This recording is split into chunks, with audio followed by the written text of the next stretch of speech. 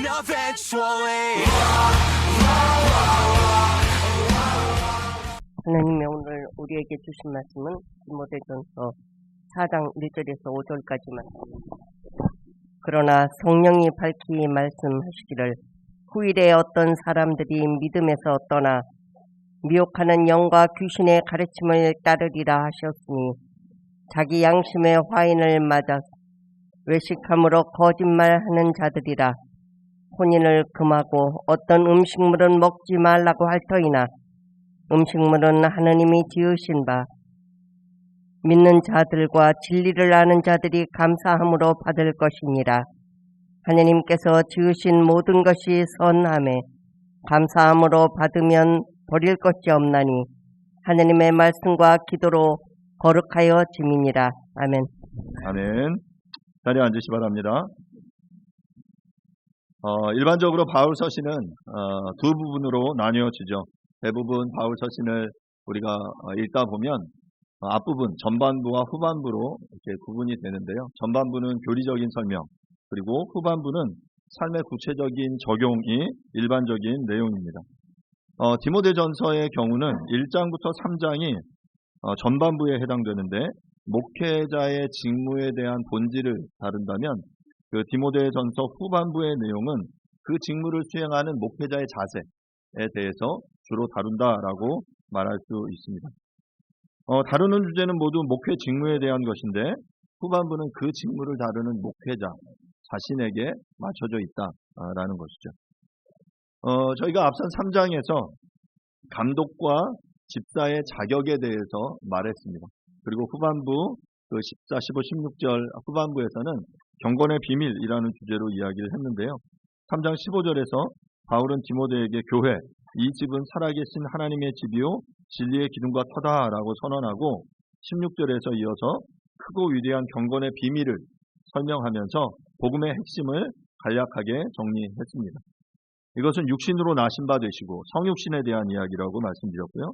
영으로 의롭다 하심을 받으시고, 그러니까 부활을 통해 의롭다 하심을 받으셨다는 것이죠. 그리고 천사들에게 보이시고 만국에 전파되시고 세상에서 믿음 받으시고 영광 가운데 올려지셨다. 그러니까 주님의 성육신과 주님의 그 부활과 어떤 승천에 대해서 그 경건의 비밀이라는 주제로 이야기를 했습니다. 자, 이제 후반부 4장부터의 본문을 시작하면서 다시금 경건의 비밀을 전하는 하나님의 교회 안에 도사리고 있는 어떤 그 거짓 가르침에 대한 위협을 이야기하는 것으로 4장의 이야기가 다시 시작되는 것을 알 수 있습니다. 오늘 본문 1절과 2절을 제가 다시 한번 좀 읽도록 하겠습니다. 1절과 2절입니다. 그러나 성령이 밝히 말씀하시기를 후일에 어떤 사람들이 믿음에서 떠나 미혹하는 영과 귀신의 가르침을 따르리라 하셨으니 자기 양심이 화인을 맞아서 외식함으로 거짓말하는 자들이라. 그러니까 1절에서 분명히 후일에 어떤 사람들이 믿음에서 떠나게 될 것이다. 그리고 미혹하는 영과 귀신의 가르침을 따르게 될 것이다. 라고 선언하는데 이 1절 본문에서 강조하는 것 중에 하나는 바로 이 이야기를 누가 하셨냐면 바로 성령이 하셨다라고 말하고 있어요. 그러니까 인간적인 지혜나 경험으로 기인한 것이 아니라 성령께서 그 마음속에 밝히 주신 그런 어떤 음성이다라는 것이죠. 본문에서 밝히라고 번역된 레토스라는 표현은 정확하고 분명하게 표현된 방식으로, 그러니까 분명하게 명시적으로라는 그런 의미예요. 그런데 우리가 이제 성령께서 하시는 음성을 듣는다라고 말할 때 성령은 분명히 우리에게 명시적으로 말씀해 주시는데 결국 중요한 것은 그 듣는 우리들이 그것을 어떻게 명시적으로 받느냐에 달려 있습니다. 지금도 어찌 보면 성령께서 우리들에게 그렇게 말씀해 주고 계세요. 그런데 그 주시는 말씀을 우리가 명시적으로 받고 있느냐라는 그런 이야기죠. 예수님께서도 이 동일한 경고를 하셨는데요. 마태복음 24장 10절부터 12절까지도 예수님께서 이러한 표현, 배교자의 출현을 알려주셨습니다. 마태복음 24장 10절입니다. 그때 많은 사람이 실족하게 되어 서로 잡아주고 서로 미워하겠으며 거짓 선지자가 많이 일어나 많은 사람을 미혹하겠으며 불법이 성함으로 많은 사람의 사랑이 식어지리라. 그러니까 지금 본문에서 이야기한 그 후일에 일어날 그 일이 그 마태복음 24장에서 예수님께서는 그때라고 이야기를 하고 계시죠. 많은 사람이 실족하고 서로 모함하고 서로를 비난하고 거짓 선지자가 일어나게 되는 이러한 상황에 대해서 이야기를 하고 계신다라는 것이죠. 예수님도 이런 이야기를 하셨을 뿐만 아니라 바울도 에베소 교회의 이단 침투에 대해서 교회 장로들에게 이렇게 예언한 바 있습니다. 사도행전 20장 29절부터 30절입니다. 내가 떠난 후에 사나운 이리가 여러분에게 들어와서 그 양떼를 아끼지 아니하며 또한 여러분 중에서도 제자들을 끌어 자기를 따르게 하려고 어그러진 말을 하는 사람들이 일어날 줄을 내가 아노라. 그러니까 바울이 떠난 후에 그 교회 안에 사나운 이리가 들어와서 양떼를 해치게 될 거다. 그리고 제자들 중에도 끌어내고 미혹하게 될 거다라고 지금 바울이 에베소 교회 장로들에게 에베소 교회 성도들 향해 이렇게 이야기를 했다라는 것이죠. 이처럼 예수님뿐만 아니라 바울도 교회 안에 이단과 거짓 선지자들이 일어나서 사람들을 미혹할 것을 경고하고 예언했습니다. 이것은 어찌 보면 단지 초대교회의 상황만은 아닌 것 같습니다. 지금 이 시대 21세기를 사는 우리의 한국 교회 안에서도 이러한 상황들이 교회 안에 벌어지고 있는 것이죠. 자, 그러면 1절에서 말하는 후일에라는 표현은 언제일까 생각을 해보면 1차적으로는 말세, 그날, 바로 그 심판의 때를 이야기할 수 있겠죠. 그러니까 우리가 데살로니가 전서를 통해서 그때 그 주님께서 이 땅에 재림하시는 그 주의 날에 대한 이야기를 함께 많이 나눴는데요. 바로 그 재림의 때에 그런 일이 일어나게 될 것이다라는 것이 일차적인 의미입니다. 하지만 이뿐만 아니라 현세적인 배교의 때도 이 후일에는 포괄하고 있다라고 말할 수 있습니다. 즉 주님의 초림에서 재림에 이어지는 이 시기 속에 지금 이 일들이 일어나게 될 것이다 라는 것이죠. 지속적으로 말씀드리지만 하나님의 나라는 이미와 아직이라는 이 팽팽한 긴장감 속에서 계속돼서 역동적으로 확장하고 있습니다. 예수님께서 십자가에 달려 죽으심으로 초림, 예수께서 이 땅 가운데 성탄으로 태어나시고 십자가의 죽으심으로 하나님의 나라는 이미 시작되었어요. 하지만 아직 완성되지 않았죠. 아직. 언제? 그 이루어질 완성될 그 날은 바로 주님의 재림. 주님이 다시 오셔서 이 땅을 심판하시는 그날이 바로 아직이에요. 바로 우리는 이 기간 속에 살고 있다는 것. 바로 이 초림과 재림의 이 사이 속에서 지금 바울이 이야기한 이러한 사건들은 언제든지 우리에게 일어날 수 있다라는 것입니다. 초대교회뿐만 아니라 21세기 지금 우리 교회 안에서도 이러한 사건들이 일어나고 있다는 것이죠. 결국 바울이 경계하는 사건은 무엇입니까? 1절에서 어떤 사람들이 믿음에서 떠나게 되는 것. 믿음에서 떠나는 것. 믿음에서 이렇게 떠나게 될 때 필연적으로 미혹하는 영과 귀신의 가르침을 따르게 됩니다. 뿐만 아니라 이 인과관계를 좀 뒤집어 생각해보면 필연적으로 미혹하는 영과 귀신의 가르침을 따르게 될 때 그 사람은 믿음에서 떠나게. 그렇죠? 믿음에서 떠나게 될 때 거짓 가르침을 따르고요. 반대로 거짓 가르침에 귀 기울이고 그것에 미혹될 때 귀신들의 가르침을 따르게 될 때 결국 이 사람은 믿음에서 떠나게 되는.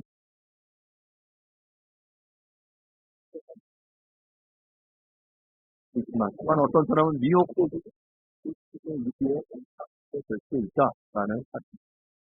사랑하는 여러분, 우리의 믿음은 안전합니까?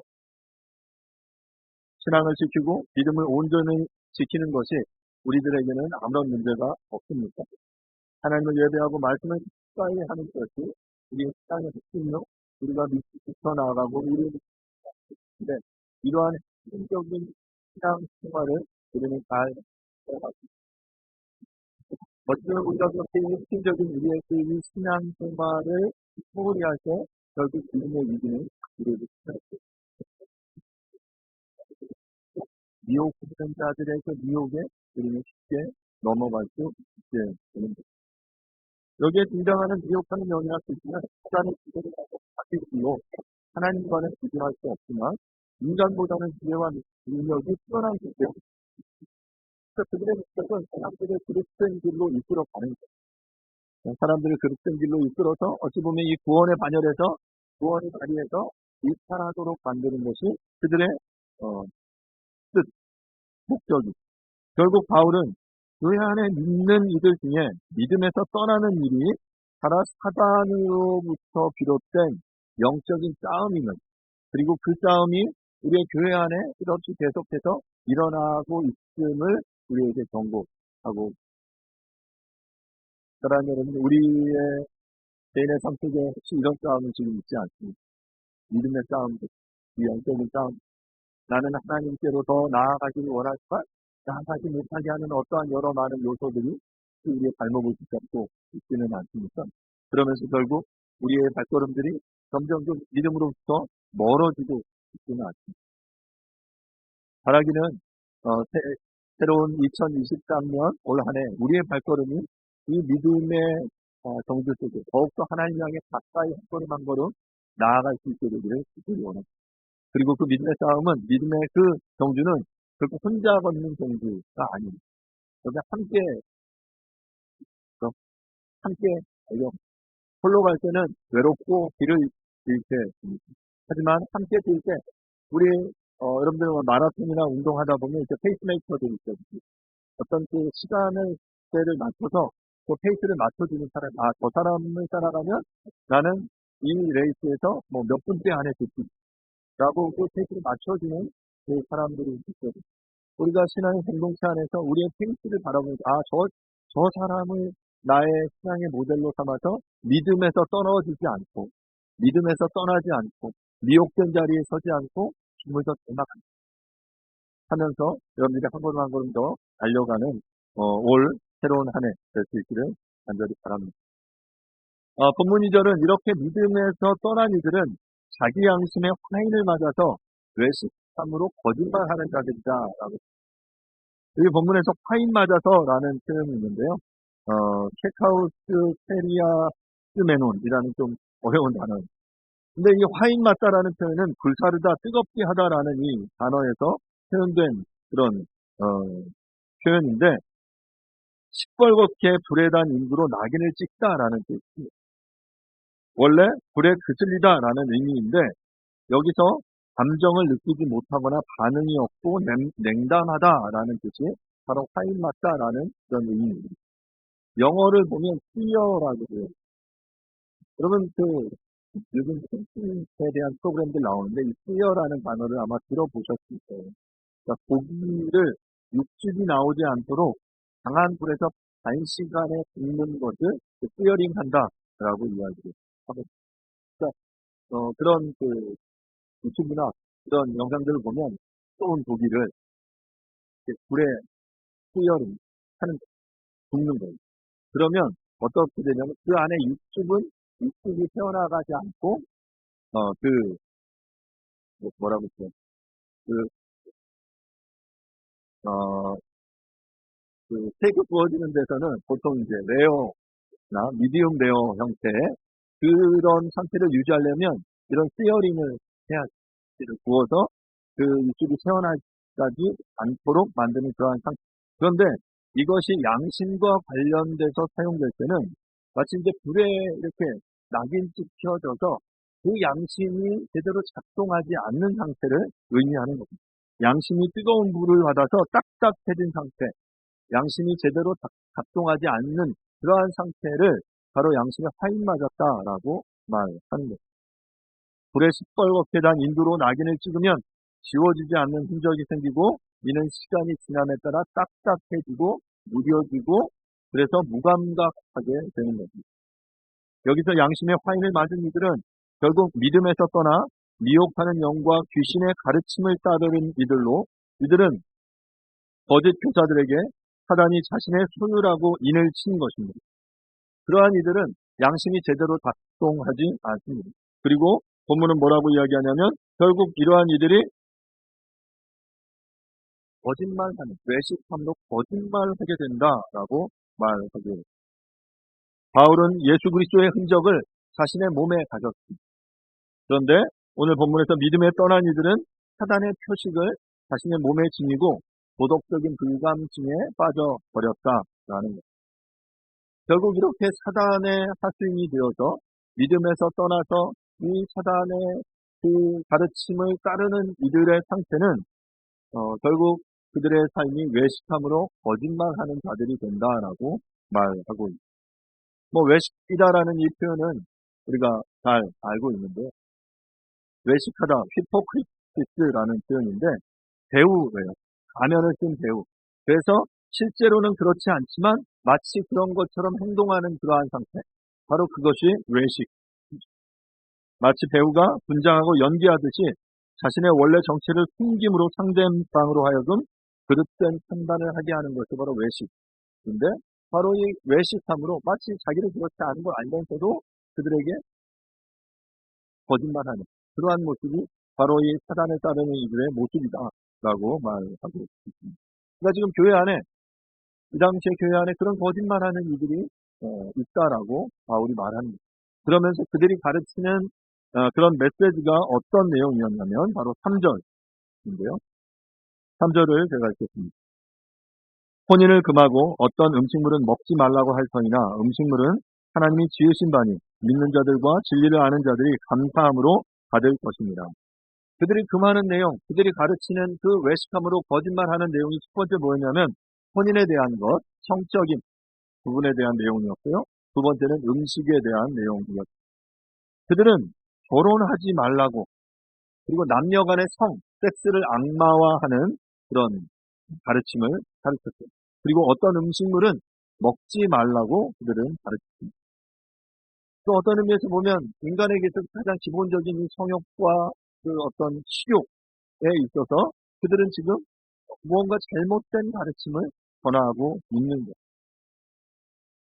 이러한 기본적인 욕구들로 그것들을 제한함으로 그 사람들을 그릇된 방향으로 이끄는 거짓 가르침이 이 당시에 피대교회 안에 있었다라는 것입니다. 실제로 이 당시에 이런 주장을 하는 사람들은 바로 영지주의자라고 불려지는 사람들이었고요. 또 SNF파라고 불려지는 그런 사람들이었어요. 이들은 육체에 대해 부정적인 견해를 들었습니다.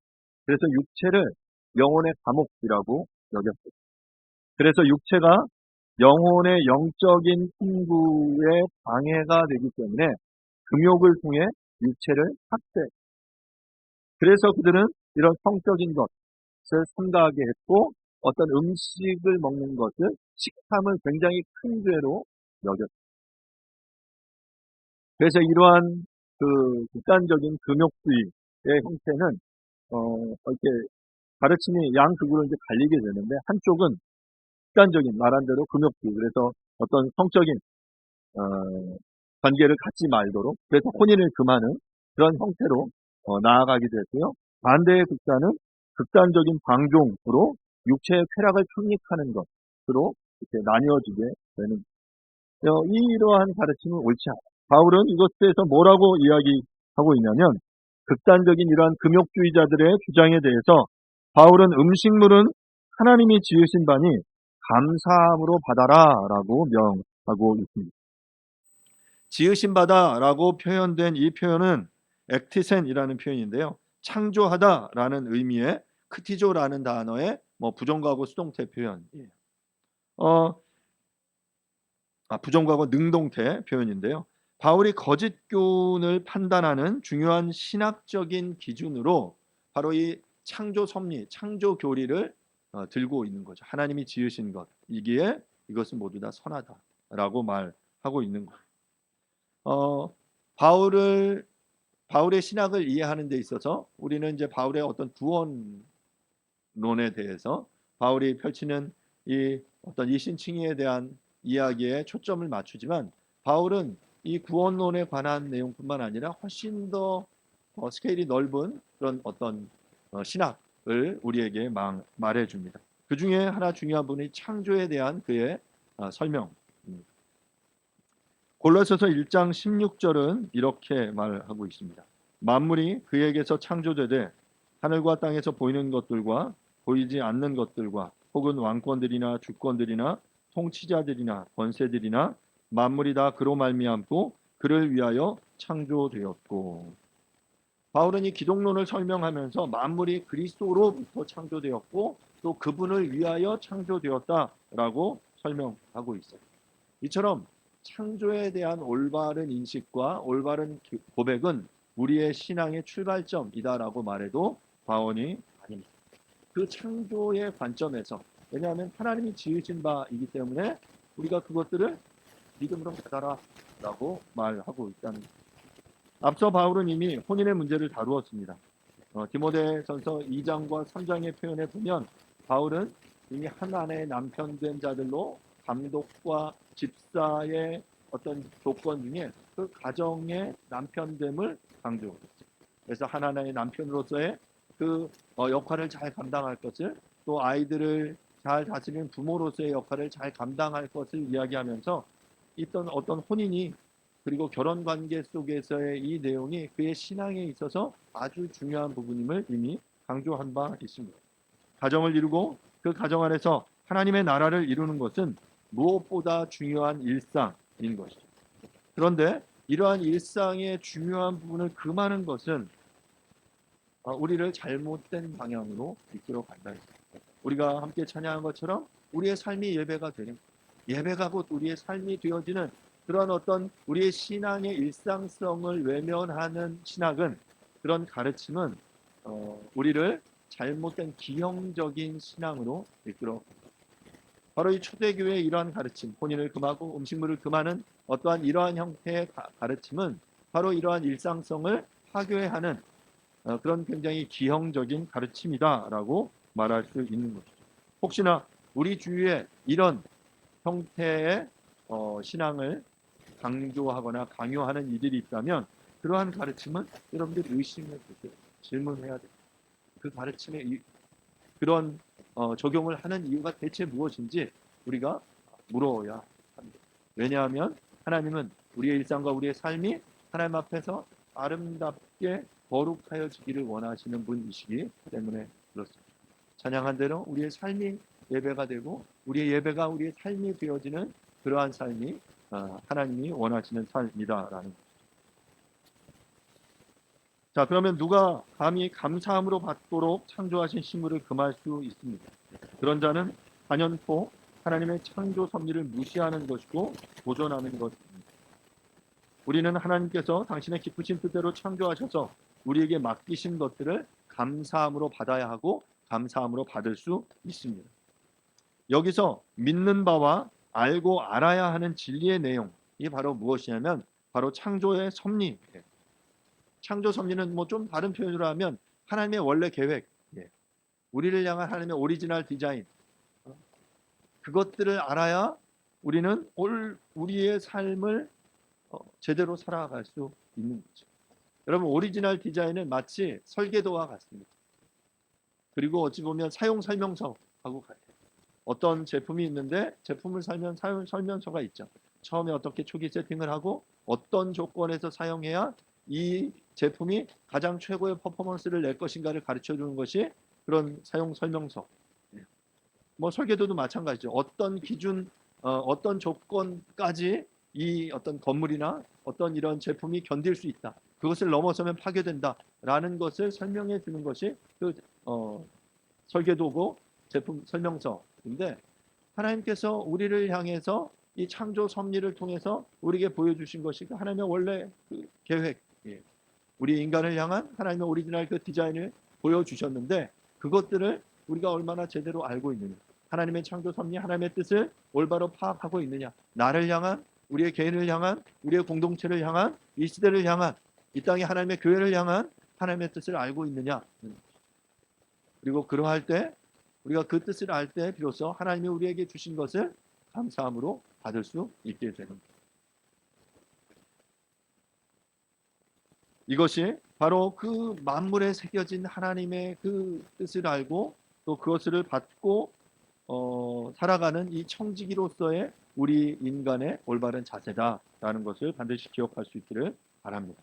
이어서 4절과 5절 말씀을 함께 보겠습니다. 하나님께서 지으신 모든 것이 선함에 감사함으로 받으면 버릴 것이 없나니 하나님의 말씀과 기도로 거룩하여짐이라. 3절에서 바울은 음식물에 대해서 하나님이 지으신 것으로 이를 감사함으로 받을 것을 명했습니다. 이제 4절은 조금 더 한 걸음 더 나아가서 하나님의 지으신 모든 것이 선하다라고 확장하고 있습니다. 그래서 이것을 어떻게 하라고요? 감사함으로 받아라 라고 명하고 있습니다. 하나님이 지으신 모든 것, 호티판 크티스마 데우라는 표현인데요. 여기서 지으신 것에 해당하는 그런 크티스마라는 표현은 피조물이라는 뜻이에요. 하나님이 지으신 피조물, 그 지으신 모든 것, 그것은 어떻다고요? 선하다라고 말하고 있습니다. 사랑하는 여러분, 왜 하나님이 지으신 모든 것이 선할까요? 하나님이 선하시기 때문에. 그 하나님이 선하시기 때문에 그 선하신 하나님께서 선하신 당신의 뜻을 가지고 이 땅을 창조하셨어요. 그래서 원래 이 온 우주 만물의 모든 피조물, 하나님의 지으신 바 피조물은 선합니다. 하나님께서 창조의 날들에 하나님이 지으신 것들을 바라보시고 뭐라고 말씀하셨습니까? 보시기에 또한. 왜냐하면 선한 하나님이 선한 의지와 뜻을 가지고 이 세상을, 인간뿐만 아니라 온 우주를 창조하셨기 때문입니다. 완전하신 하나님이 그의 기쁘신 뜻대로 지은 모든 피조물은 그 자체로 버릴 것이 없고 선하고 완전. 그렇기에 하나님의 창조의 역사는 인간의 선입견이나 편견에 의해 왜곡될 수 없습니다. 그런데 거짓 교사들과 사단의 앞잡이들은 이 하나님의 선한 피조물들을 금하거나 폄하하고 있던 것입니다. 하나님이 선하게 창조하셨는데 감히 이 거짓 선지자들 그리고 이 귀신의 가르침으로 이 하나님의 선한 것들을 제한하고 이것들은 옳지 않다. 그 많은 이러한 명령들은 옳지 않다라고 말하는 것입니다. 5절에서 거룩하여지는 대상은 앞서 4절에 하나님께서 지으신 모든 것으로 그 하나님께서 이 모든 것이 감사함으로 받으면 그 은혜와 기도 가운데 너희가 거룩하여진다. 말씀과 기도로 거룩하여진다라고 말하고 있는 것이죠. 뭐 좁혀서 말하자면 다시 3절로 돌아가면 이 지금 주제는 이제 음식물에 대한 이야기를 조금 더 강조해서 하고 있는데요. 그 음식물이 거룩해지는 방법은 하나님의 말씀과 기도를 통해서라고 말하는 거예요. 뭐 예를 들면 단적으로 어떤 음식을 먹어야 되냐 말아야 되냐. 뭐 구약의 어떤 율법을 따라서 우리는 그 먹을 수 있는 음식과 먹지 말아야 하는 음식을 이스라엘 유대교 백성들은 아주 엄격하게 구분했어요.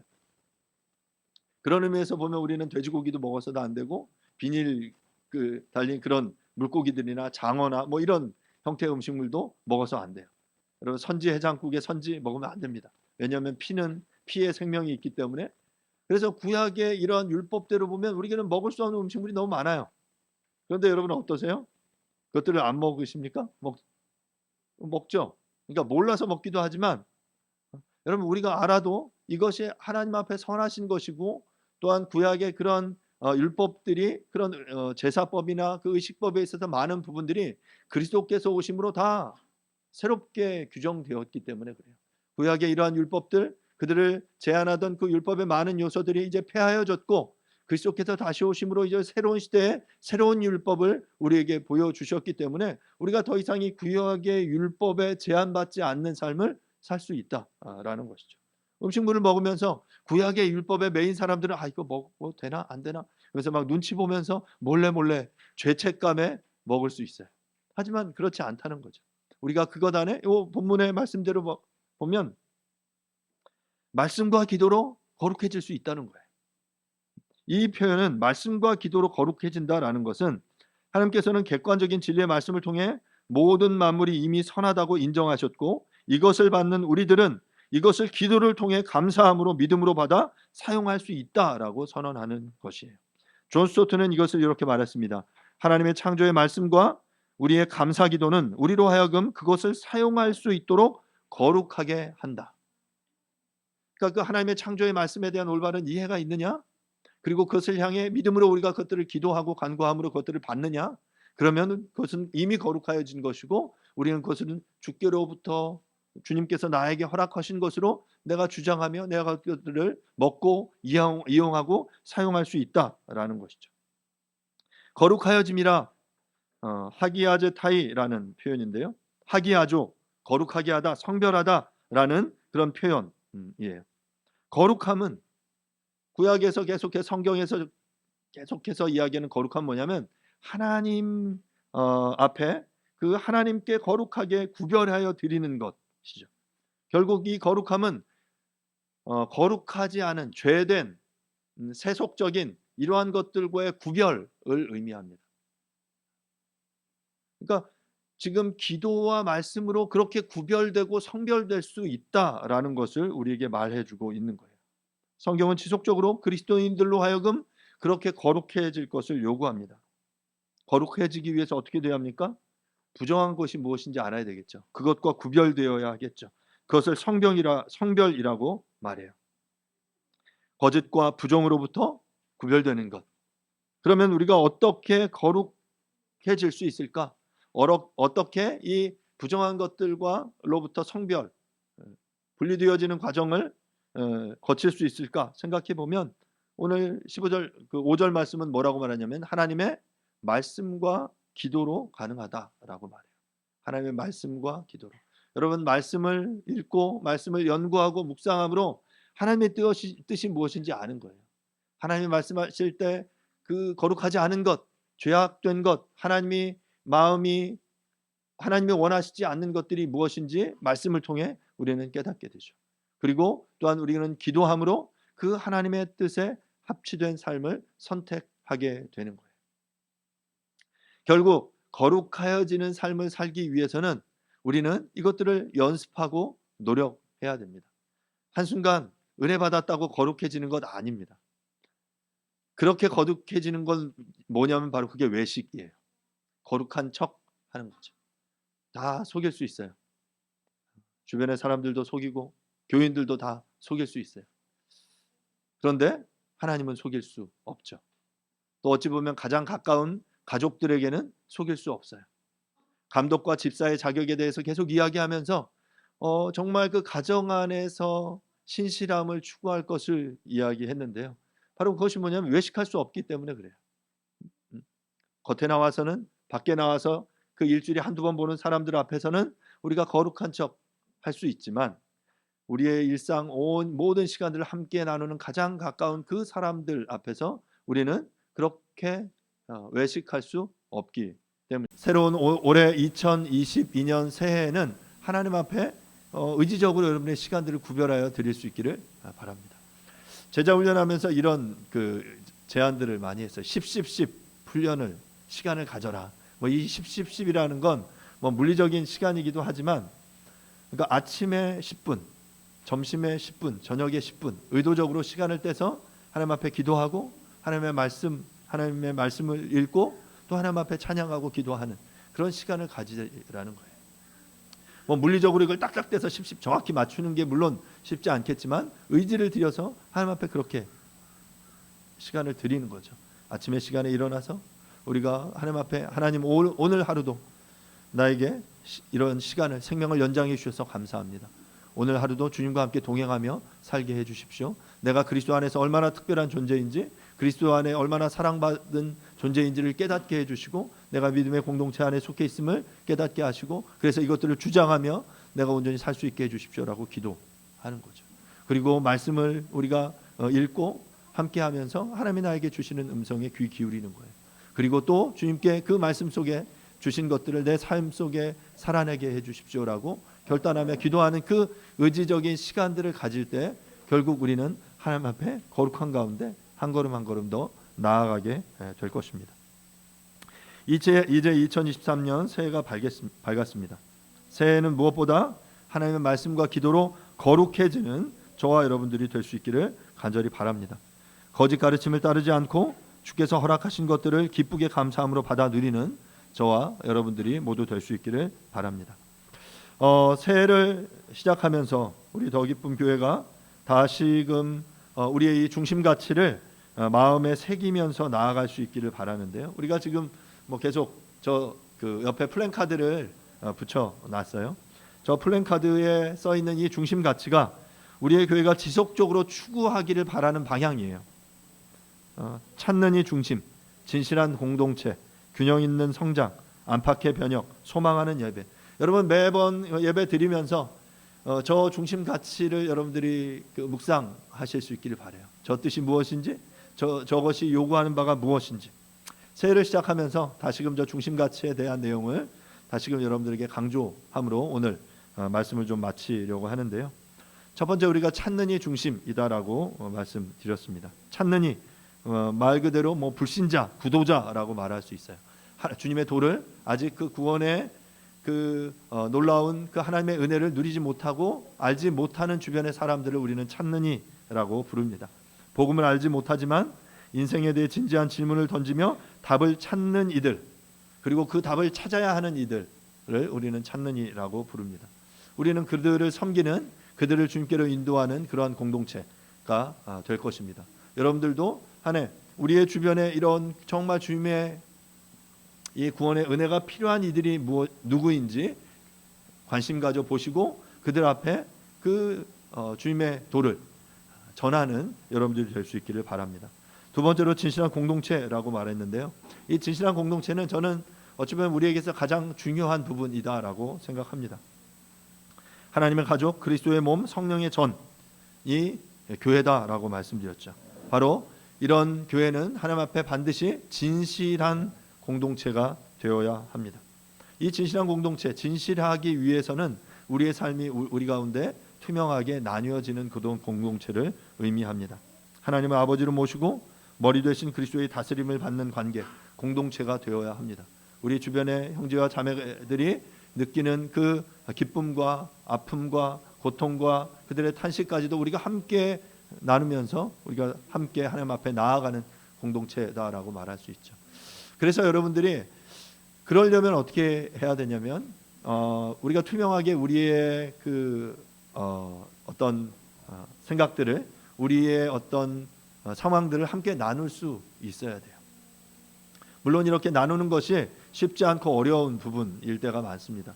나의 가정에, 나의 개인의 이런 연약함들, 문제들을 나눈다는 게 부끄럽기도 하고 그것들이 너무 이렇게 어렵기 때문에 나누는 것이 쉽지 않은데, 하지만 우리가 진실한 공동체로 하나님 앞에 함께 기도한다라는 건 기쁠 때뿐만 아니라 우리가 연약하고 힘든 상황에서 함께 나누는 거예요.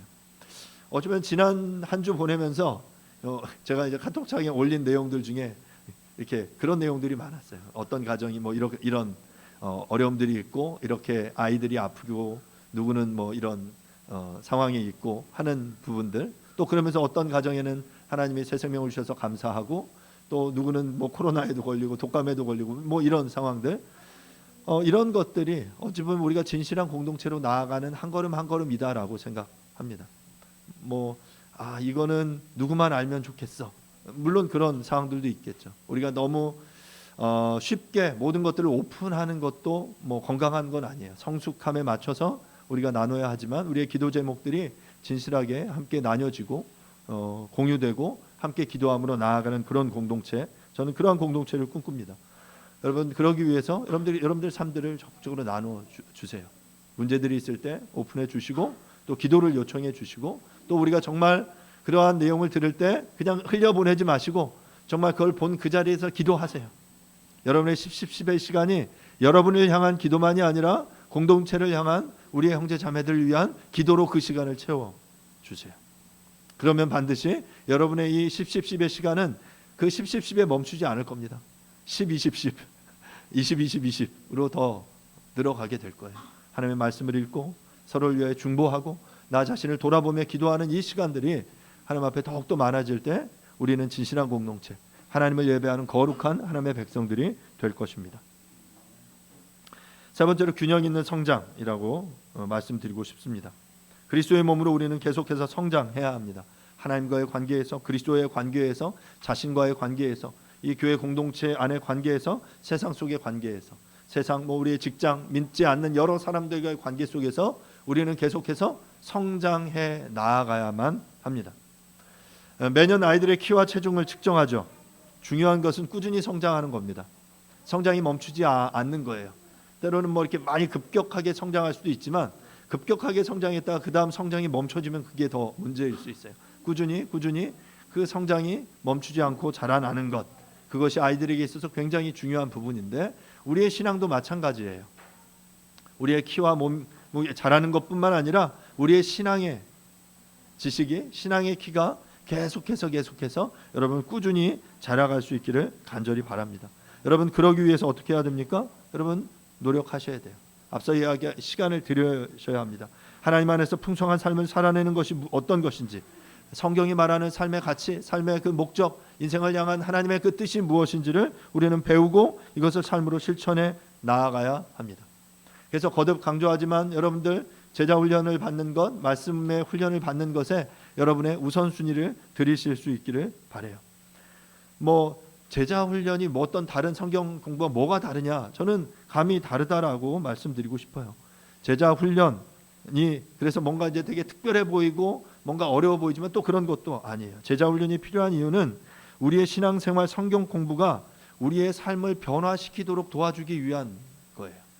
그냥 성경 공부가 성경 공부로 그치지 않고 그 삶의 수준 정황에 맞춰서 우리의 삶을 어떻게 진짜 변화시켜 나아갈지, 나의 삶의 위치는 어떤지를 우리가 돌아보게 해주고 어떤 방향으로 함께 나아갈지를 함께 고민하는 그러한 시간들이죠. 우리의 삶을 통해 체화되고 검증되지 않은 지식은 단지 우리의 머리를 채울 뿐입니다. 그냥 그리스도인 종교적인 그런 사람들로 우리를 키우는 거죠. 하지만 우리가 정말 그리스도의 제자가 된다는 것은 받은 바 그 말씀을 가지고 정말 삶 가운데 살아내는 그 사람을 이야기하는 거예요. 성경의 지식이 삶으로 드러나게 하기 위해서 깊이 있게 삶을 나누고 적용하는 그런 훈련을 갖는 것, 저는 그것이 제자 훈련이다라고 여러분들에게 말씀드리고 싶습니다. 새해 광고 시간에 이야기하겠지만 2월까지 방학이에요. 제자 훈련을 방학을 할 거고요. 3월부터 새로운 이렇게 텀을 또 시작하게 될 텐데 여러분들이 또 결단해 주시고 시간을 내서 함께 이 훈련에 동참해 주실 수 있기를 바랍니다. 뿐만 아니라 2023년도에도 지속해서 우리가 성경 읽기를 계속 진행할 겁니다. 여러분 아십니까? 벌써 우리가 삼독제를 진행하고 있어요.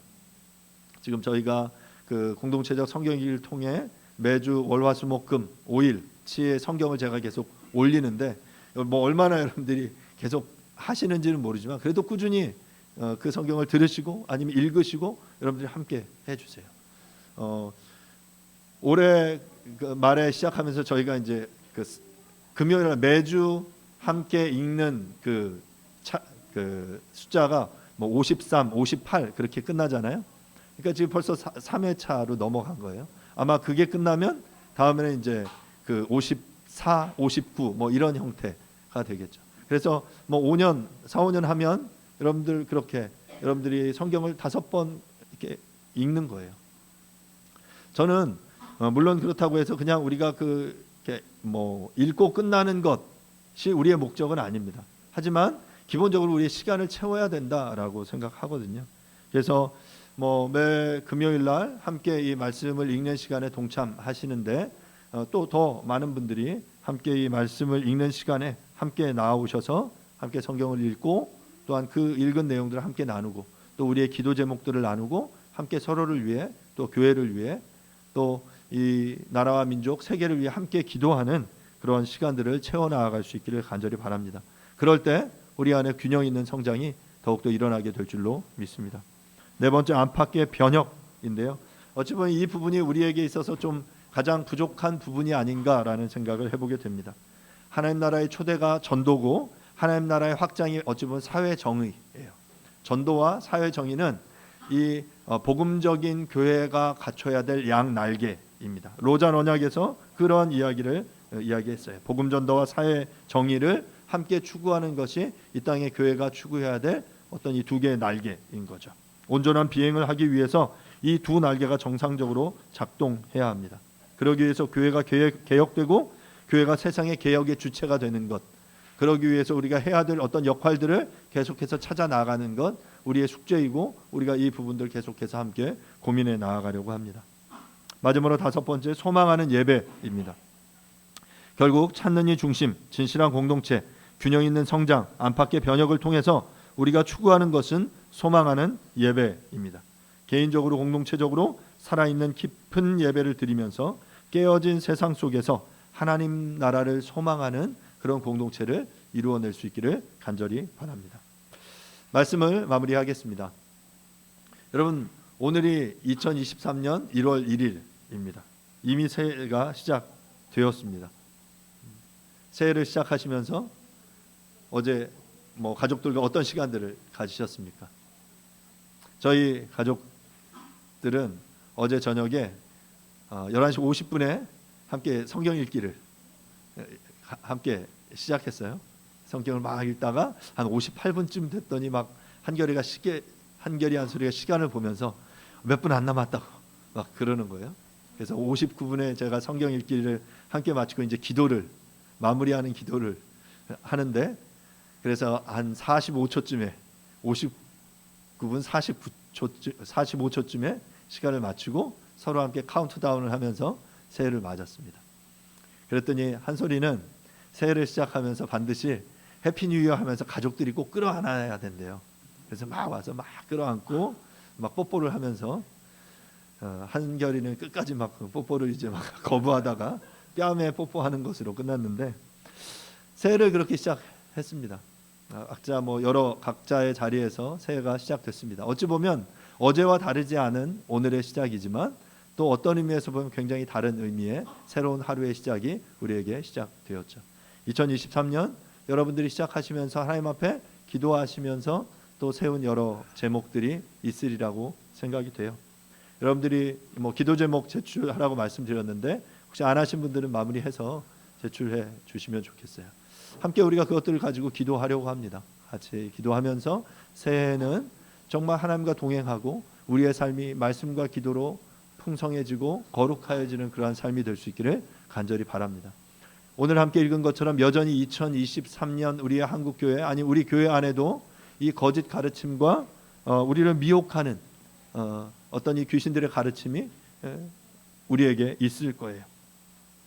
하지만 우리가 하나님의 말씀과 기도로 거룩하여짐으로 그 거짓 가르침들을 물리치고 또한 우리 안에 주어진 모든 것들을 감사함으로 거룩하게 하는 그런 한 해가 될 수 있기를 간절히 바랍니다.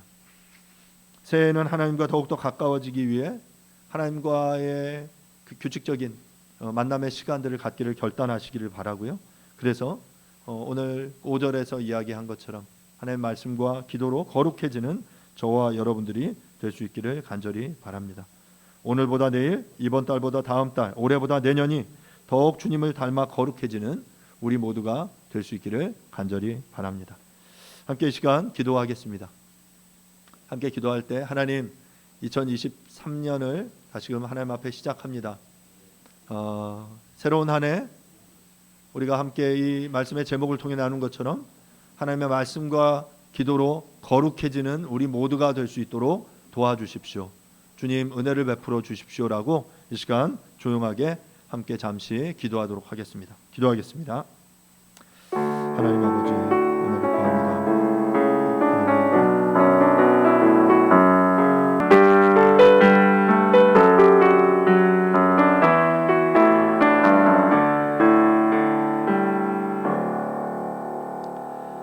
하나님께서 지으신 모든 것이 선함에 감사함으로 받으면 버릴 것이 없나니 하나님의 말씀과 기도로 거룩하여 짐이라.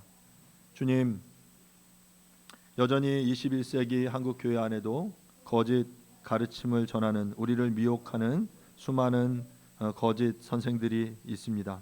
하나님, 그들이 외식함으로 거짓말을 할 때 우리가 하나님의 말씀과 기도로 거룩하여 짐으로 이 거짓 가르침을 분별하고 온전히 하나님께서 허락하신 것을 누리며 기쁨으로 살아가는 우리의 인생들이 되어질 수 있도록 주님 축복하여 주시옵소서.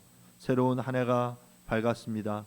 하나님 앞에 기도하며 간구하는 모든 기도의 제목들 주님 기억하여 주시고 하나님의 말씀과 기도로 거룩하여 짐으로 우리의 삶이 하나님 앞에 인정받는 그런 귀한 새로운 한 해 되어질 수 있도록 축복하여 주옵소서.